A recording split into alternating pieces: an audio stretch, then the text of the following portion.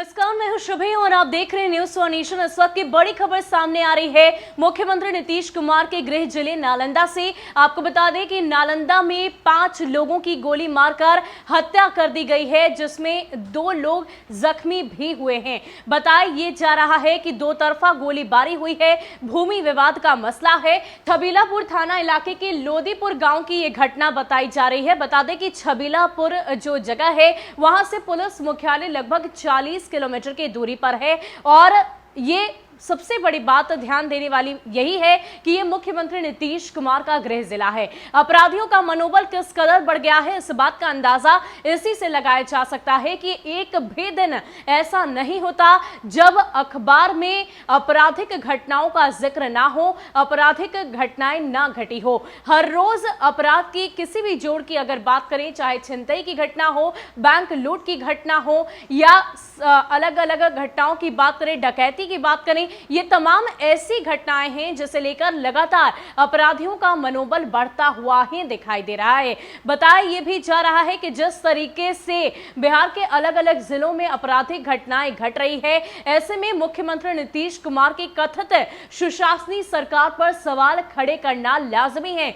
आपको बता दें कि नेता प्रतिपक्ष तेजस्वी यादव ने एक बार नहीं, 2 बार नहीं, बल्कि कई दफे सदन के भीतर भी इस सवाल को उठाया है कि आखिर किस तरह की ये कथित सुशासनी सरकार है। अगर आपको याद हो तो बिहार विधानसभा चुनाव के दौरान चाहे हम देश के प्रधानमंत्री नरेंद्र मोदी की बात कर लें, चाहे हम मुख्यमंत्री नीतीश कुमार की बात कर लें, हर किसी की तरफ से आरजेडी सुप्रीमो लालू प्रसाद यादव या विपक्षी दलों के उस जंगल राज को याद करके हवाला ये दिया जाता था कि हमारी सरकार सुशासनी सरकार होगी, प्रशासनिक व्यवस्थाएं पूरी तरह से सुदृढ़ होगी। लेकिन जो तस्वीरें सामने आ रही है वो हकीकत को बयां कर रही है कि किस प्रकार अपराधियों में से पुलिस का इकबाल बिल्कुल खत्म हो गया है। उन्हें किसी बात का खौफ नहीं, डर नहीं और लगातार आए दिन जिस तरह से आपराधिक घटनाओं में बढ़ोतरी हो रही है, ऐसे में इसकी चर्चा संसद में भी हुई है। बता दें कि अभी संसद में मॉनसून सत्र चल रहा है और वहां पर भी एक रिपोर्ट में ये बात सामने आई है कि अलग अलग राज्यों में राजनीतिक आपराधिक घटनाएं भी लगातार बढ़ रही है।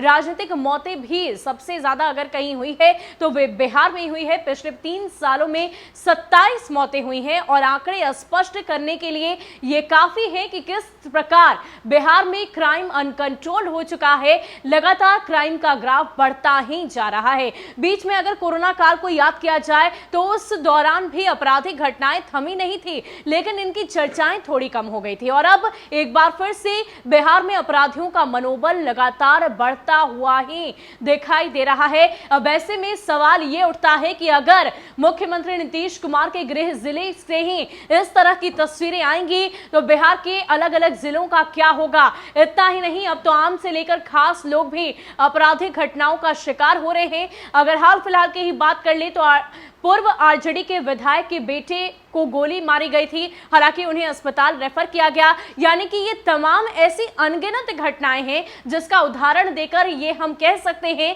कि बिहार में क्राइम बिल्कुल अनकंट्रोल्ड हो गया है। अपराधियों का मनोबल बढ़ता हुआ ही दिखाई दे रहा है। इसलिए अब आपकी सुरक्षा आपकी ही हाथों में है। ये कहना बिल्कुल भी गलत नहीं होगा कि अगर आप सड़क पर चल रहे हैं और आपके साथ किसी तरह की आपराधिक घटनाएं घट जाए तो आप ये समझना कि आप बिहार में हो। अगर आपके किसी अपने को गोली लग जाए तो आप ये समझ लेना कि आप बिहार में हो, क्योंकि जिस तरीके से क्राइम अनकंट्रोल्ड है, लगातार आपराधिक घटनाएं घट रही है, ऐसे में सवाल उठने तो लाजमी है। अब देखना यह होगा कि इस पूरे मसले को लेकर सरकार की तरफ से क्या पहल की जाती है।